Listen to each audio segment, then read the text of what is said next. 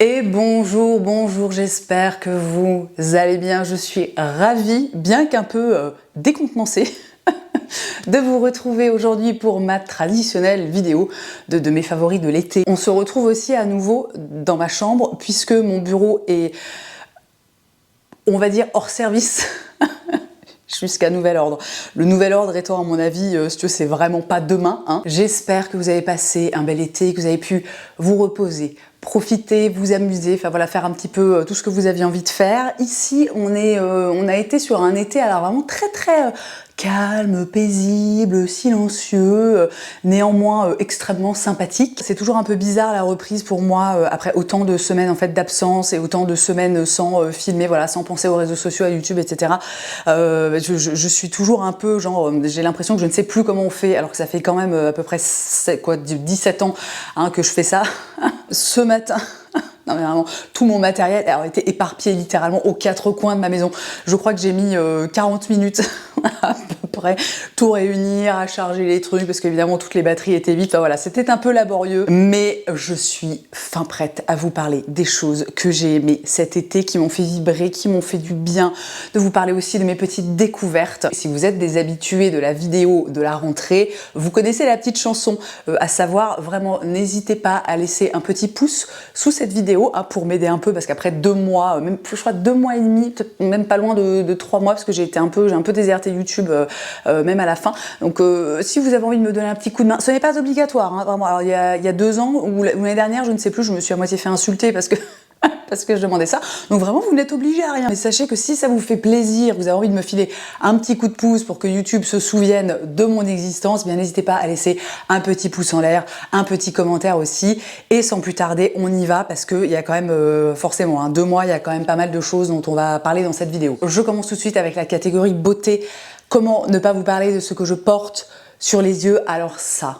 Non mais la découverte, le coup de cœur de l'été. J'avais abordé le sujet alors dans je ne sais plus quelle vidéo, je ne sais plus quand. Je vous avais parlé du fait que j'essayais cette année de ralentir un petit peu sur les achats beauté, parce que, enfin notamment sur le make-up, parce que c'est vrai que j'ai déjà beaucoup de choses, qu'à un moment, bon, on n'a qu'un visage, on n'a que 2 paupières, on n'a que 2 sourcils, machin, tout ça. Néanmoins, je me suis fait ce petit cadeau, mais alors... Oh là là là là. Le cadeau en question étant ce fard à paupières de chez Hourglass. Donc le petit nom, c'est encore un nom à coucher dehors, hein, Scattered Light. Je ne sais pas ce que ça veut dire. Glitter Eyeshadow, et j'ai opté pour la teinte Vivid, qui est ce vert absolument sublimissime. Moi, le vert, c'est une couleur que j'aime beaucoup porter sur mes yeux. Et alors, le rendu de ce fard, de toute façon, bon, vous avez des inserts, vous le voyez, c'est sublimissime. Déjà, on est sur une texture qui est super smooth, vous voyez, on sent pas du tout de paillettes ou de trucs un peu...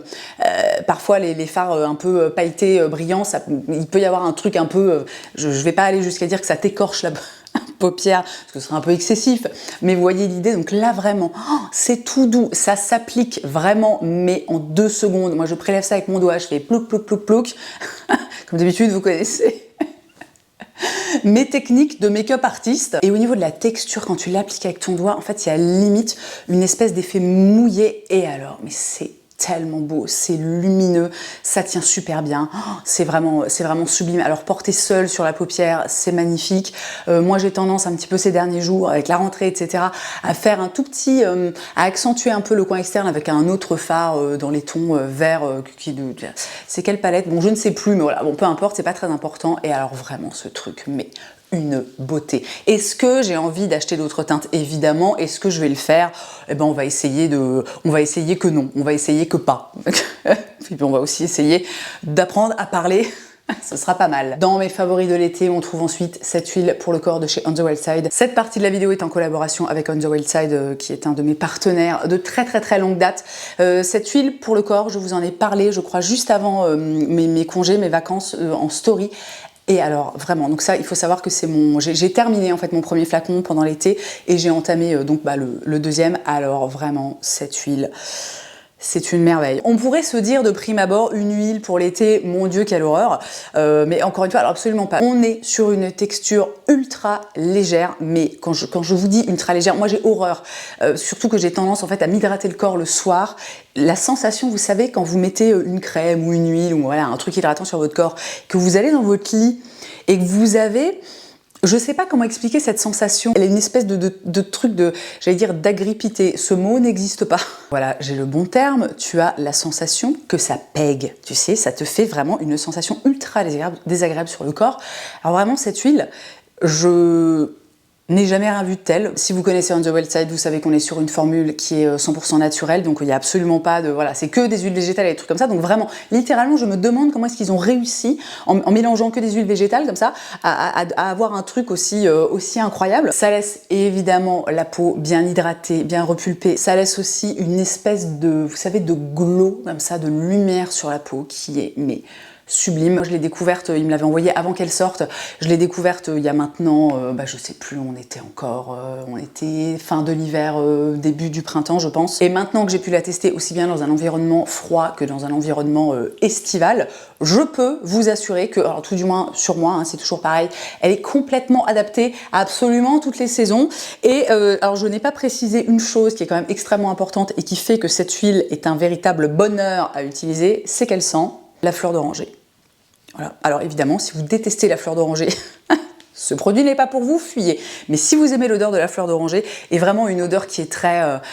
je trouve qu'il est très réussi. On n'est pas dans quelque chose, une odeur un peu chimique ou un peu trop entêtante. C'est une odeur voilà, qui reste légèrement sur la peau et qui est mais tellement réussie. Franchement, rien que pour ça, ce produit, c'est un bonheur à utiliser. Et évidemment, qui dit collaboration, dit code promo pour vous parce qu'ils sont toujours extrêmement généreux chez On The Wild Side. Si vous avez envie de tester cette huile ou un autre produit de chez On The Wild Side comme... typiquement, le baume contour des yeux qui... Alors ça, c'est un flacon que j'ai ouvert il y a 3 jours, je crois. J'en ai terminé un pendant les vacances. Donc vraiment, le baume contour des yeux de chez On The Wild Side. Si vous êtes habitué de la maison, vous savez que je suis dithyrambique sur ce produit depuis maintenant des années. Et pourtant, je teste d'autres choses. Et j'ai notamment, quand j'étais aux États-Unis là au mois d'avril, j'ai notamment acheté la crème contour des yeux de chez Glossier. Écoutez, mais je ne sais pas me l'expliquer. Est-ce que éventuellement On The Wild Side, sans me le dire, a développé ce produit précisément pour moi? Alors je ne pense pas parce que je sais que vous êtes aussi très très nombreuses à l'adorer, mais rien n'y fait. En fait, j'ai beau tester, je teste plein d'autres produits parce que je suis toujours à la recherche. Vous savez, il y a toujours ce truc où tu te dis ah mais peut-être que je vais trouver mieux, etc. Je vous le dis une fois de plus, so far, depuis 4 ans maintenant je crois, je n'ai rien trouvé de mieux que ce contour des yeux. Pour mon contour des yeux qui est déshydraté, qui est sec, qui commence à être marqué, ce truc c'est une merveille. Donc éventuellement avec le code promo que je vais essayer de ne pas oublier de vous donner juste après, vous pourrez tester le baume contour des yeux. Et sinon, voilà, juste petite suggestion, si vous connaissez pas trop la marque, moi, le troisième produit que j'adore, qui fait vraiment partie de mes indispensables depuis des années chez On The Wild Side, c'est la gelée nettoyante, qui est mon nettoyant du matin. C'est une gelée nettoyante qui est extrêmement agréable à utiliser, qui nettoie la peau sans l'agresser, sans la décaper. Moi, j'ai besoin le matin de nettoyer ma peau vraiment avec un nettoyant. Je peux pas juste la rincer à l'eau parce que j'ai une peau qui a vraiment tendance à avoir des imperfections, les pores qui ont tendance à se boucher, etc. Donc c'est obligatoire chez moi. Même le matin, voilà, t'as juste reste de produits éventuellement que t'as mis la veille, un petit peu de sébum de la nuit. T'as pas besoin d'un truc, sauf si t'as éventuellement, je sais pas, si t'as la peau ultra grasse, ou, bon bref, je ne sais pas. T'as pas besoin d'un nettoyant qui va te décaper la peau. Enfin, de toute façon, dans tous les cas, on n'a jamais besoin d'un nettoyant qui va nous décaper la peau. Et celui-ci, et donc mon favori depuis encore une fois des années. Je descends les flacons les uns après les autres. Un truc que j'adore avec ce produit aussi, c'est qu'il en faut vraiment très peu. C'est un produit chez moi qui dure extrêmement longtemps. Je prends une toute petite pompe tous les matins. Ça fait une jolie mousse, voilà, qui est douce, qui est légère. Ça se rince hyper facilement. Ça te laisse la peau bien nettoyée encore une fois, mais sans être décapée. Et donc maintenant, le temps. Est-ce que j'ai dit au début de la vidéo que ça allait être laborieux ou pas? Je ne sais plus. Mais donc maintenant, voici venu le temps, non pas des cathédrales, mais du code promo. Et oui, on n'a pas perdu son humour pendant l'été. Mon Dieu, au secours. Ça ne va pas du tout. Si vous êtes tenté par un de ces produits ou par autre chose, sachez que le code Colline vous offre moins 20% sur absolument tout l'e-shop. Il est valable pendant une semaine. Je vous l'écris sur l'écran. Je vous le rappellerai aussi évidemment dans la barre d'infos. Et il est temps maintenant de passer à mon dernier favori, beauté. Allez, on y va. C'est parti. Ça va être, je sens qu'elle va être longue la vidéo de rentrée. Mon dernier favori beauté, alors là, non mais pareil, le coup de cœur. Je l'ai découvert assez récemment. Je l'ai acheté en fait en même temps que le fard à paupières Hourglass. C'est le contour stick de chez Sephora. Alors ils ont sorti ça il n'y a pas très longtemps. J'en ai pas mal entendu parler sur des chaînes françaises. Je pense voilà, chez Laura, chez Gabi aussi sans aucun doute. Et je sais pas, je me suis dit bah je vais tenter. J'avais envie quand même parce que donc encore une fois je m'achète plus énormément de make-up et donc j'ai eu un petit truc de ah tu vois j'aimerais bien tester ce nouveau produit et puis accessoirement en fait je n'avais pas vraiment de produit de contouring pur. Donc vous savez avec une teinte qui soit finalement assez froide, contrairement à un bronzer où là t'attends quelque chose d'un petit peu chaud pour réchauffer le teint machin etc. Alors ce produit mais une dinguerie. Vraiment, je suis époustouflade, j'ai envie de dire. Donc on est vraiment sur un stick qui est très crémeux, qui est très pigmenté. Je vous insère des images où je l'utilise. Vous voyez que j'en mets vraiment très peu. J'estompe ça ensuite, alors avec un pinceau. Alors ça dépend les pinceaux. Moi je suis pas, vous savez, je prends un petit peu ce que j'ai sous la main, le pinceau qui est propre ou tout du moins qui n'est pas trop sale. Hein. En ce moment, j'ai tendance à utiliser un pinceau qui est assez souple. Et alors non mais ça s'estompe, mais tel un rêve. Ça te fait un contouring, mais qui est vraiment. Enfin alors moi je vais pas hyper loin dans le truc parce que j'ai pas non plus envie de ressembler à une espèce de statue grecque, quoi, tu vois. Mais c'est d'une efficacité, c'est d'une beauté, la texture est imperceptible sur la peau. Ça tient, en dépit de cette texture vraiment très crémeuse, ça tient extrêmement bien. Moi, je poudre pas, je rajoute pas un contour poudre par-dessus. Vous savez, moi, je suis dans un truc quand même assez simple, on va dire, au niveau du make-up. Et alors, vraiment, non mais, regardez-moi ça. Ce produit est incroyable. Alors, je ne sais plus combien il coûte. Ça doit être aux alentours de 10 €, je pense, quelque chose comme ça. Vraiment, il est mais trop bien. Le seul petit défaut que je lui trouverais, c'est qu'il faut faire attention en fait quand tu le rebouches, tout du moins au début quand le produit dépasse encore du packaging, parce qu'en fait, tu peux très rapidement louper ton coup et genre t'arracher la moitié du produit avec le capuchon. Je pense que c'est vraiment le seul bémol que je trouve à ce produit. Pas un très gros bémol hein, en soi, mais sinon, oh là là. On passe à une catégorie toute différente et vous avez vu passer ce que je viens de mettre sur mes genoux. Évidemment, comment ne pas mettre dans mes favoris de l'été le tricot. Alors non mais les gars, je pense qu'il était vraiment temps que je reprenne, que je recommence à travailler parce que j'ai passé littéralement tout mon été à tricoter. Alors je pense que c'est ce dont j'avais besoin, vous savez, d'être assise dans le calme et la sérénité et d'être là en train de faire mes tricots complètement absorbés finalement par ce que je faisais. Le tricot, c'est vraiment passion unlocked pour moi. Alors ça fait très longtemps techniquement que je tricote. Moi j'ai appris quand j'étais jeune avec ma maman. Néanmoins j'avais un niveau qui était ultra basique. J'étais capable de faire voilà, des écharpes, des bonnets. Ça s'arrêtait sensiblement là. J'avais pas du tout en fait de technique. Et alors c'est peut-être un peu bizarre comme goal, mais au début de l'année, vous savez, je me suis un peu posée, puis j'ai réfléchi à ce que j'aimerais bien, entre gros guillemets, hein, vraiment accomplir cette année. Et j'ai une petite note en fait sur mon téléphone et j'ai écrit progresser en tricot. Donc c'était vraiment mon seul goal de l'année. On est un peu fatigué tout ça, donc on s'est pas mis un truc si tu veux trop compliqué. Et alors écoutez, j'ai envie de vous dire qu'on est au mois de septembre et vraiment goal achieved parce que j'ai tellement progressé en tricot et je suis mais tellement contente. Donc je vous ai ramené quelques trucs que j'ai tricoté cet été. Alors la première chose, et ça a été vraiment mon tout premier projet complet, terminé, où je suis hyper contente, où genre je trouve le truc absolument incroyable. Alors bon, moi je n'arrive pas à retenir les noms des modèles et des trucs comme ça. J'ai tricoté ce gilet qui est un patron de petite knit. Ce gilet, c'est un bonheur absolu. Alors je vais pas me lever, je vous ferai des inserts pour vous montrer aussi un petit peu les détails, etc.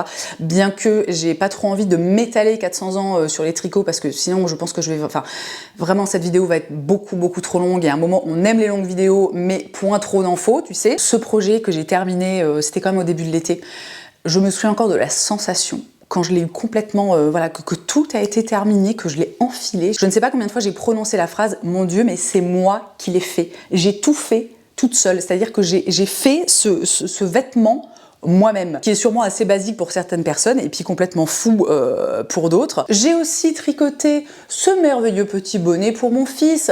Alors, il est plein de défauts, il a une forme qui est pas optimale, on va dire. mais une fois qu'il l'a sur la tête, franchement, ça va. Il est un peu large aussi. Bon, de toute façon, l'idée, pour moi, tout du moins dans cette démarche voilà, de tricoter, de faire des gilets, des pulls, des bonnets, des trucs comme ça, l'idée pour moi, c'est pas d'avoir un truc qui soit absolument parfait et qui ressemble à quelque chose que j'aurais pu acheter dans un magasin ou sur internet. L'idée, c'est vraiment de faire les choses moi-même. Il va y avoir des défauts, alors peut-être qu'il y en aura de moins en moins, mais moi, c'est pas du tout quelque chose qui me dérange. Je suis pas... voilà, c'est le process que j'aime et je trouve que quand les choses ont des défauts, ben, parfois c'est bien parce que c'est... Bon bref, on va pas rentrer dans des trucs philosophiques de considération de la vie. Mais voilà, donc j'ai fait ce petit bonnet très très mignon et j'ai terminé, pas plus tard que hier soir, des mitaines. Alors bon, on est vraiment... Si vous voulez, j'avais bien chaud, moi, cet été, avec mes trucs, là, en mohair, en laine, en alpaga, tout ce que tu veux, en mérino. J'ai pas eu froid, quoi. Mais donc, vraiment, je les ai terminés hier. Alors, on est, encore une fois, sur... Voilà, il y a pas mal de défauts. C'était mes premières mitaines. Je les ai tricotées avec des aiguilles double pointe. Ça aussi, c'était totalement inconnu pour moi, les aiguilles double pointe. Alors, ça me semblait être quelque chose de complètement, je sais pas, what the fuck, complètement impossible à utiliser. Il s'avère au final que c'est assez simple, alors un peu technique, mais finalement pas si compliqué que ça. Donc voilà, deux superbes petites mitaines pour avoir bien chaud aux mains et aux poignets et froid au bout des doigts. Je sais pas pourquoi j'ai fait des mitaines, parce que je me suis dit que c'était plus simple que de faire des gants ou des moufles. Et j'ai un autre projet que j'ai terminé aussi il y a quelques jours que j'adore, mais qui est en train de sécher à l'heure où je vous parle. Et en fait aussi, un de mes gros favoris là, de l'été, ça a été les podcasts de tricot. Les podcasts tricot, si vous savez pas ce que c'est en fait alors, des personnes comme vous et moi, donc qui tricotent et qui, alors les intervalles, on va dire les cadences diffèrent. Parfois c'est toutes les 2 semaines, parfois c'est toutes les semaines. En fait, font des vidéos qui sont assez longues où elles vont parler... alors je dis elles parce que moi je regarde uniquement des femmes, mais il y a aussi des hommes qui ont des chaînes tricot. Mais donc l'idée d'un podcast tricot, c'est de parler de ces objets terminés, de parler des projets qu'on a en cours et de tout ce qui tourne un petit peu autour de cette passion absolument dévorante. Et moi j'en ai beaucoup regardé cet été sur YouTube pendant que je tricotais, quoi. Donc j'étais vraiment dans une espèce de... Je baignais dans un océan de tricot. Oh là, écoutez, c'était vraiment fabuleux. Néanmoins, encore une fois, il est vraiment temps que je sorte un petit peu de ça et que le tricot reprenne, j'ai envie de dire, une place un peu plus raisonnable dans ma vie, parce que c'est pas possible, en fait, je ne peux pas vivre comme ça et tricoter 6 heures par jour. Au moins, c'est pas viable. Et donc, les podcasts tricot, vous voyez venir gros comme une maison, je me dis que éventuellement, ça pourrait être sympa d'en faire. Alors, j'ai pas envie de remplacer mes vidéos hebdomadaires par une vidéo tricot, parce que je pense que on est peut-être sur un truc un peu trop niche pour que ce soit cool, en fait, pour tout le monde. Néanmoins, je me dis que de temps en temps, je sais pas, peut-être une fois par mois, ou alors tout simplement quand j'ai de la matière, en vidéo bonus, je sais pas, alors le dimanche, le lundi, enfin j'en sais rien, peu importe le jour où je publierai ça, mais je me dis que ça pourrait être cool. Alors si l'idée vous plaît, dites-le moi dans les commentaires, laissez je sais pas, un petit emoji, comment ça s'appelle, la boule, comment ça s'appelle, pelote de laine.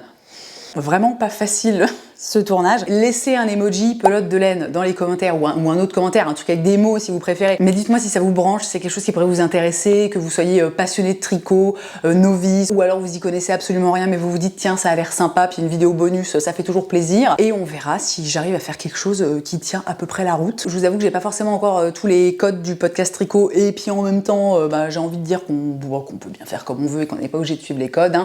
Bref, je passe au favori suivant, qui va vraiment m'être bien utile là, parce que, on va vous dire, ça fait déjà une demi-heure que je tourne et je suis en train de me dessécher. Mon favori suivant, vous l'avez compris, il s'agit de cette gourde absolument, alors mais incroyable, vraiment. Non mais ce truc, un vrai bonheur. C'est une gourde de la marque Stanley. Alors on a beaucoup entendu parler des Stanley Cup, surtout si vous traînez sur TikTok et des trucs comme ça. Vous savez, alors ça ressemble à ça, sur celle qu'on voit principalement, avec une grosse poignée comme ça et un truc machin. Alors évidemment, j'avais déjà une gourde, j'en avais une très chouette de chez Kinto que j'aimais beaucoup. Mais la première chose, c'est que et mon mec et ma fille avaient tendance à me la voler.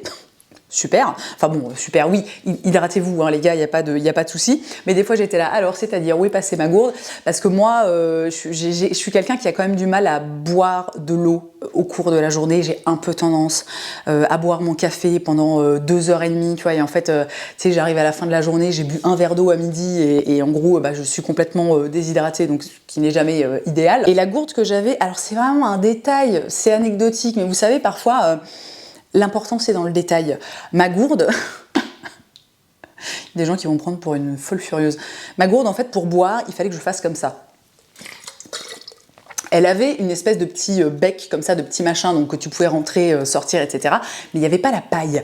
Et alors, autant vous dire que la paille, mais ça change le game. Il y a eu des moments cet été où j'étais sur ma terrasse en train de tricoter. Si vous voulez, je n'avais même pas besoin de porter ma gourde à ma bouche. Hein, ma gourde était posée devant moi et j'avais juste à m'avancer comme ça et à boire à la paille de ma gourde.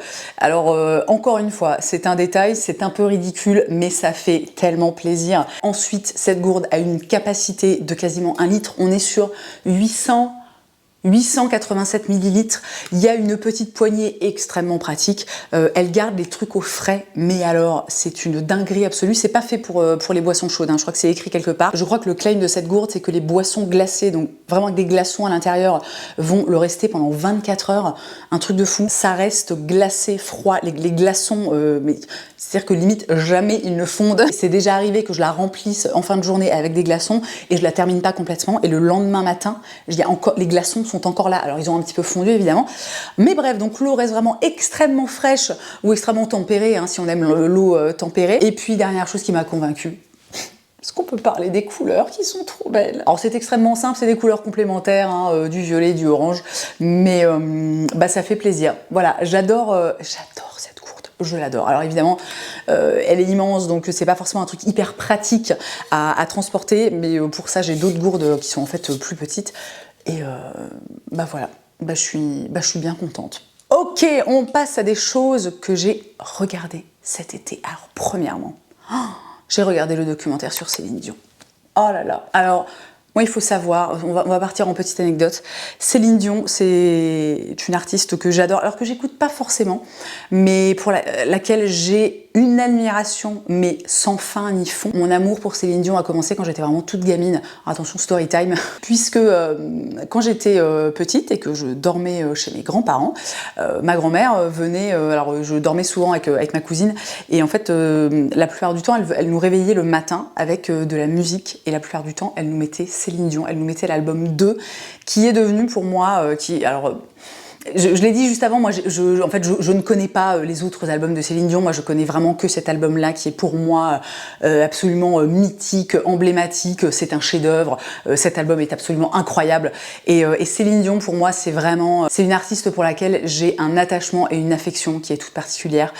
Et j'étais évidemment extrêmement attristée quand j'ai appris qu'elle était voilà, gravement malade. Je me suis ruée sur le documentaire qui s'appelle Je suis Céline Dion, qui est dispo sur Prime si je ne m'abuse. Et alors j'ai été... c'est un documentaire qui est très...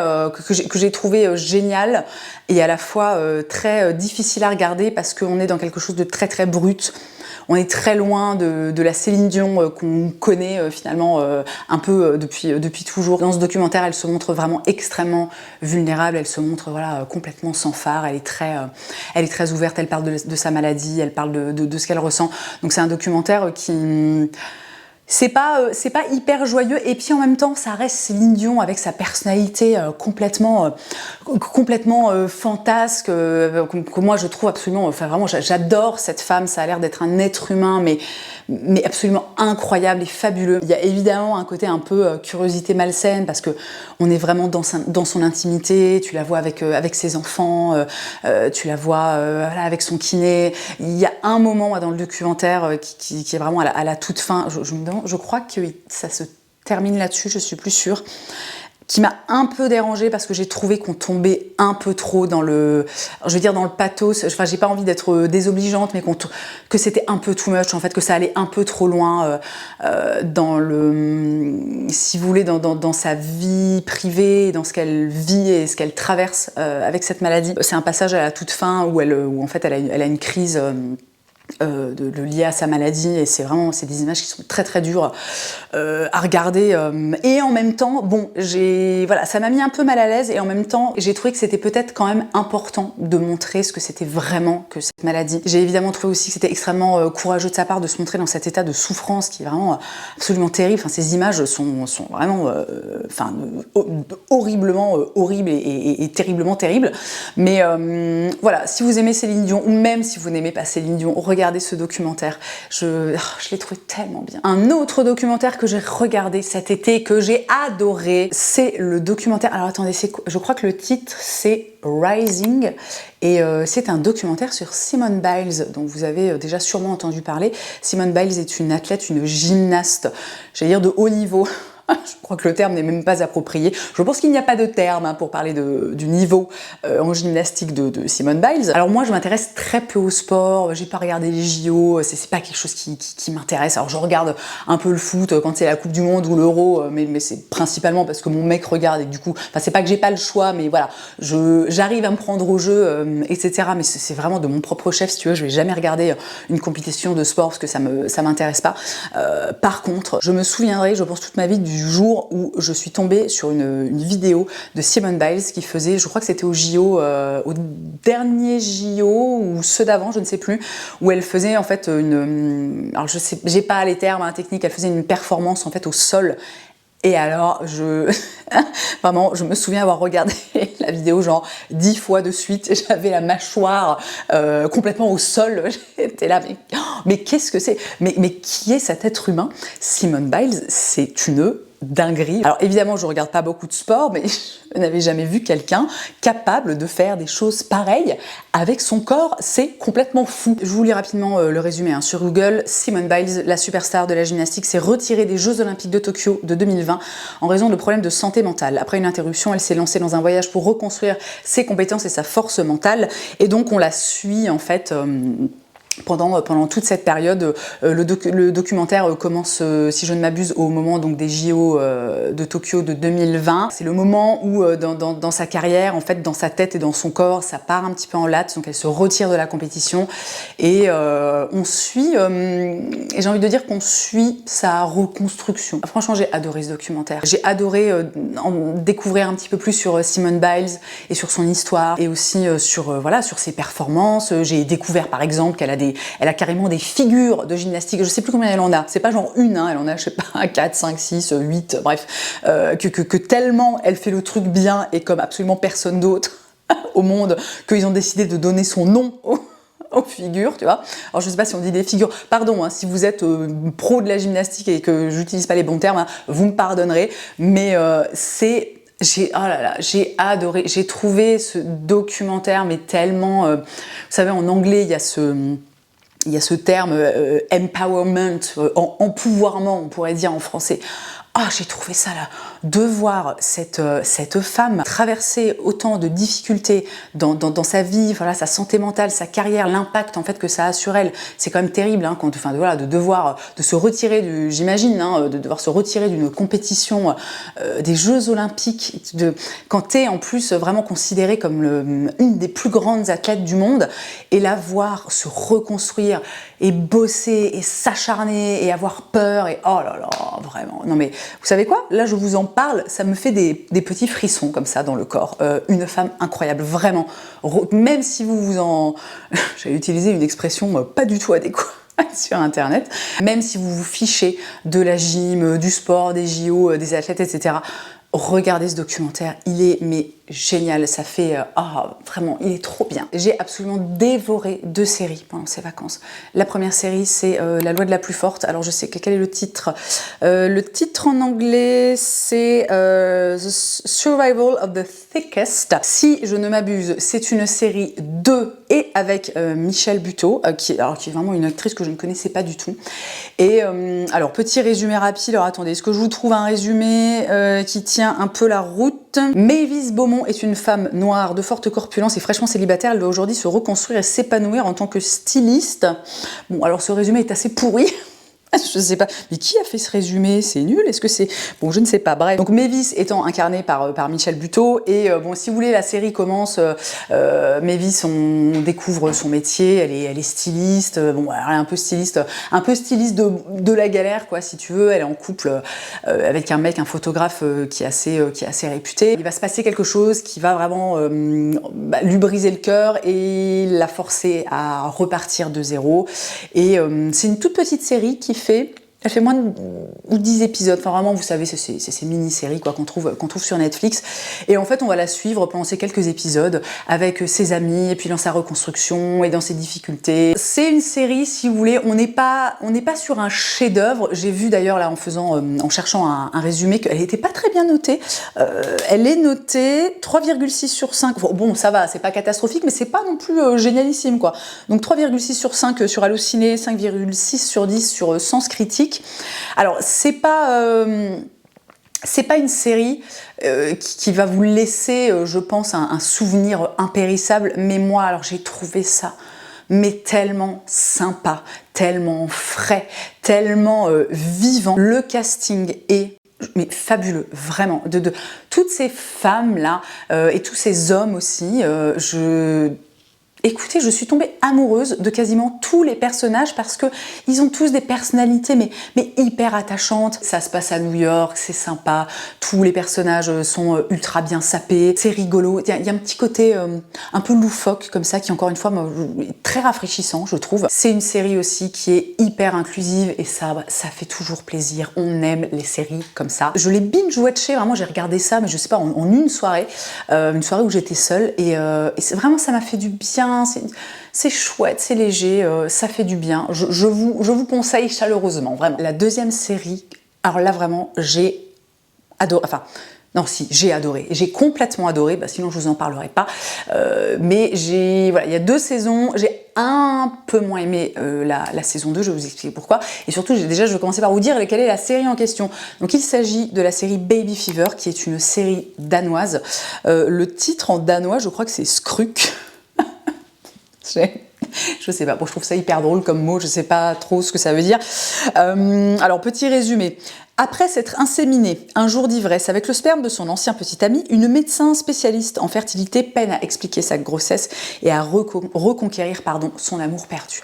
Alors, premièrement, c'est une série qui se passe à Copenhague, c'est une série danoise. Alors moi, bon, c'est pas très important, mais je vais préciser que je l'ai regardée en version anglaise parce que la version originale, si vous voulez, c'est du danois. Alors évidemment, il y a des sous-titres, mais comme vous l'avez compris, comme je tricote et que j'en suis pas encore au stade où je tricote sans regarder ce que je fais, j'avais besoin en fait de pouvoir comprendre ce que j'entends tout en levant les yeux, voilà, de temps en temps. Et j'ai trouvé que c'était très bien doublé en anglais, vraiment, j'ai pas eu de...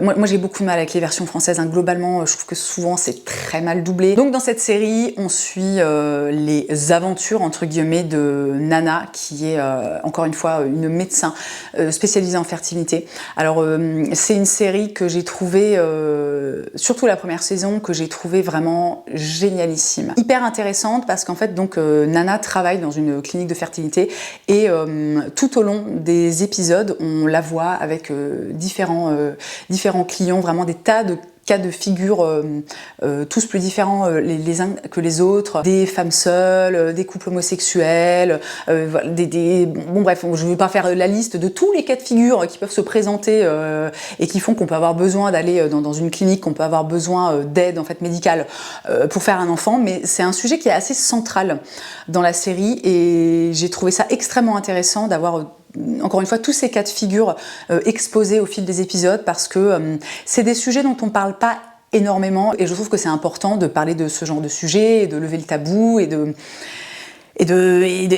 montrer un petit peu la réalité en fait de ce que ça peut être parfois le désir d'avoir un enfant et d'avoir des difficultés pour accéder à ce désir. Je ne suis pas sûre que cette phrase, je pense que la syntaxe vient de se jeter dans un lac, là je suis pas certaine, mais bon, c'est pas grave. Et évidemment, en parallèle de ça, enfin même de façon centrale, on suit en fait les aventures de Nana, qui a 37 ans et qui donc, comme je vous l'ai lu dans le résumé, en fait, s'auto-insémine, étant donné que c'est son métier, avec la semence de son ex. À partir de là, voilà, découle tout un tas de tout un tas de, je pense, d'aventures, de choses et d'autres. Et alors j'ai adoré la première saison, vraiment je l'ai trouvée géniale. La deuxième saison, j'ai beaucoup aimé aussi, mais j'ai été un peu plus décontenancée parce que j'ai trouvé qu'on tombait parfois dans une espèce de truc un peu loufoque.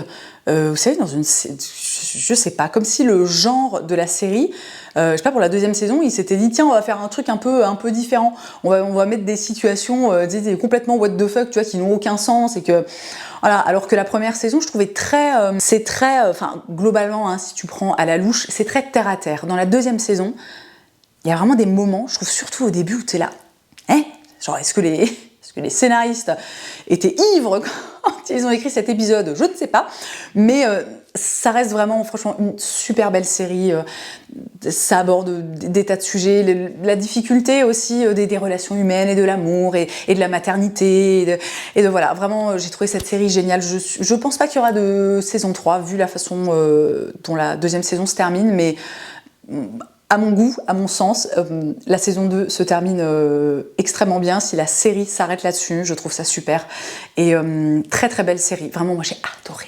Et puis alors vraiment, le Danemark, moi, vous savez, ma passion dans la vie. Nous avons ensuite quelque chose, non pas qui se regarde, mais qui s'écoute. J'ai découvert un podcast, mais alors, oh mon Dieu, une merveille. Le podcast en question, alors je crois que c'est un podcast de quotidien, vous savez, l'émission de la Kian Barthès, machin, tout ça. Il s'agit de 50 States. Alors 50 States, c'est un podcast où chaque épisode, qui dure environ une vingtaine de minutes, parle en détail. Enfin, en détail, bon, non, tu peux pas non plus rentrer extrêmement en détail en 20 minutes, mais dans chaque épisode, on découvre un des 50 États des États-Unis d'Amérique. Vous savez sûrement que ici on est globalement des grands amoureux des États-Unis, alors absolument pas de tout ce qui compose les États-Unis, mais on aime bien, et mais trop bien, mais ce podcast est tellement bien foutu. Encore une fois, le concept, c'est un épisode, un état. Je trouve que la narration, la réalisation, en fait, la façon dont les épisodes sont construits est genre, mais trop bien, c'est ultra divertissant. T'apprends plein de choses, c'est rigolo, c'est hyper instructif, tu découvres des trucs pas possibles.